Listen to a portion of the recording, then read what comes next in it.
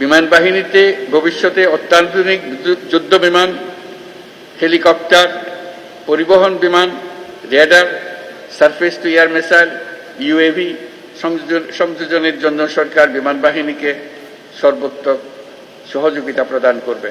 দেশপ্রেম ও পেশাদারিত্বই আগামী দিনের নিরাপদ ও সমৃদ্ধ বাংলাদেশ গড়ার মূল ভিত্তি। বাংলাদেশ বিমান বাহিনী আয়োজিত আজকের এই আকাশ বিজয় মহড়া অনুষ্ঠানে আপনাদের মাঝে উপস্থিত হতে পেরে আমি অত্যন্ত আনন্দিত। এই মহড়া কেবল একটি সাময়িক অনুশীলনই নয়, এটি আমাদের সার্বভৌমত্ব রক্ষায় বিমান বাহিনীর পেশাদারিত্ব এবং দক্ষতার পরিচয় বহন করে। আমি এই মহড়ায় অংশগ্রহণকারী সকল সদস্যকে তাদের নিষ্ঠা, শৃঙ্খলা এবং পেশাগত উৎকর্ষের জন্য আন্তরিক ধন্যবাদ জানাচ্ছি। এই গৌরবময় মুহূর্তে আমি গভীর শ্রদ্ধার সঙ্গে স্মরণ করছি ৭১ সালের মহান মুক্তিযুদ্ধে আত্মদানকারী শহীদদের, বিশেষ করে বাংলাদেশ বিমান বাহিনীর অকুতোভয় সদস্যদের। তাদের রক্তের বিনিময়ে অর্জিত স্বাধীনতা আমাদের জাতিসত্তার মূল ভিত্তি। এর সঙ্গে স্মরণ করছি ২০২৪ সালের জুলাই আগস্ট আন্দোলনে নিহত ও শহীদ সকল শিক্ষার্থী, তরুণ তরুণী এবং সাধারণ জনগণকে, যারা দেশের অধিকারের প্রশ্নে জীবন ও রক্ত দিয়ে তাদের অবস্থান স্পষ্ট করেছেন। ৭১ সালের ২৮শে সেপ্টেম্বর বিপুল প্রতিকূলতা সত্ত্বেও একটি অটার বিমান, একটা এলিওয়েট হেলিকপ্টার, একটি ডেকোটা বিমান সহ ৫৭ জন সদস্য নিয়ে জন্ম নিয়েছিল কিলো ফ্লাইট, যা বাংলাদেশ বিমান বাহিনীর নিউক্লিয়াস হিসেবে চিরস্মরণীয় হয়ে থাকবে। যার নামের আদ্যক্ষর দিয়ে এই কিলো ফ্লাইটের নাম করা হয়েছিল, সেই জীবন্ত কিংবদন্তি এবং মুক্তিবাহিনীর deputy chief of staff Bir Uttom air vice marshal A K খন্দকারের নামানুসারে সম্প্রতি এই বিমান ঘাঁটির নামকরণের মাধ্যমে আমরা তাকে প্রাপ্য সম্মান দেওয়ার চেষ্টা করেছি। বর্তমান বিশ্বের দ্রুত পরিবর্তনশীল প্রযুক্তির সাথে তাল মিলিয়ে চলার জন্য আন্তর্জাতিক মানসম্পন্ন প্রশিক্ষণ ও অনুশীলন অপরিসীম গুরুত্ব বহন করে।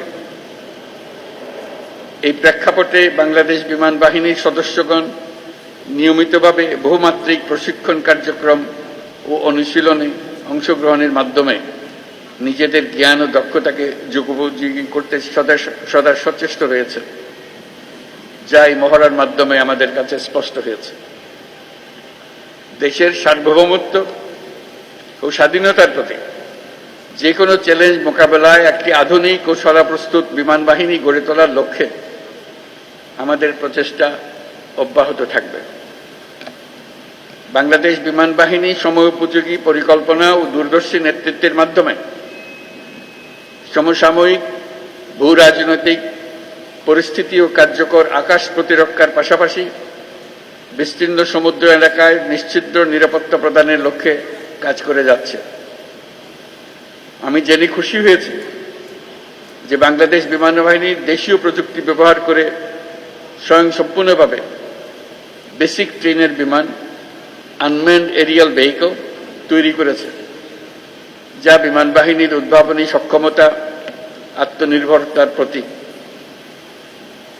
বিমান বাহিনীতে ভবিষ্যতে অত্যাধুনিক যুদ্ধ বিমান, হেলিকপ্টার, পরিবহন বিমান, radar, surface to air missile, UAV সংযোজনের জন্য সরকার বিমান বাহিনীকে সর্বোত্তম সহযোগিতা প্রদান করবে।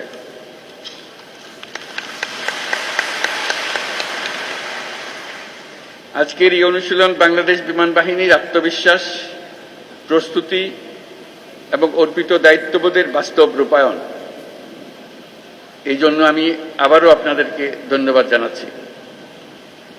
এছাড়াও আমি বর্তমানে দেশের বিমানবন্দর সমূহের সুষ্ঠু পরিচালনা ও নিরাপত্তার দায়িত্বে নিয়োজিত বিমান বাহিনীর সদস্যদের ধন্যবাদ জানাচ্ছি।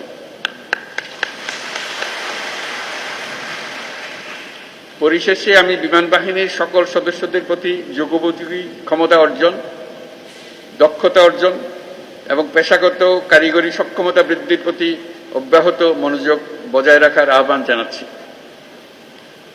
দেশপ্রেম ও পেশাদারিত্বই আগামী দিনের নিরাপদ ও সমৃদ্ধ বাংলাদেশ গড়ার মূল ভিত্তি।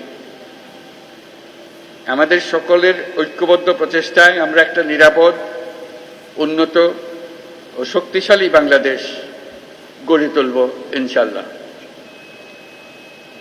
আপনাদের প্রতি জাতির আস্থা ও ভালোবাসা অটুট থাকুক, এই কামনা করে আমার বক্তব্য শেষ করছি। মহান আল্লাহ আমাদের সহায় হোক। আল্লাহ হাফেজ।